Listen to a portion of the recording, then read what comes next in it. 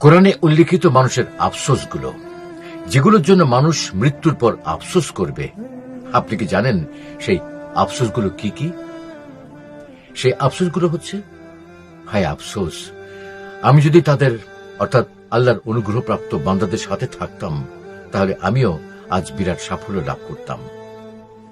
অপরাধী সেদিন স্বীয় হস্তদ্বয় দংশন করতে করতে বলবে, হায় আফসোস, আমি যদি রাসূলের সাথে সৎ পথ অবলম্বন করতাম।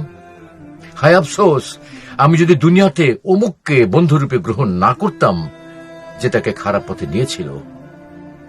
আগুনে যেদিন তাদের মুখমণ্ডলকে উপর করে দেয়া হবে, সেদিন তারা বলবে, হায় আফসোস, আমরা যদি দুনিয়াতে আল্লাহর আনুগত্য করতাম ও রাসূলের আনুগত্য করতাম, তাহলে আজ আমাদের এই দুরবস্থা হতো না।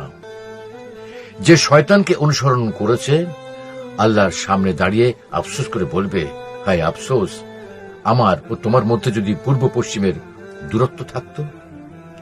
যার আমলনামা বাম হাতে দেয়া হবে, সে বলবে, হায় আফসোস, আমাকে যদি আমার আমলনামা না দেয়া হতো। হায় আফসোস, দুনিয়ার মৃত্যুই যদি আমার শেষ ফয়সালা হতো। হায় আফসোস, আমার পরকালের এই জীবনের জন্য আমি যদি কিছু অগ্রিম প্রেরণ করতাম। পরকালের জন্য পাঠানো কৃতকর্ম দেখে কোনো উপায় না পেয়ে কাফের বলবে, হায় আফসোস,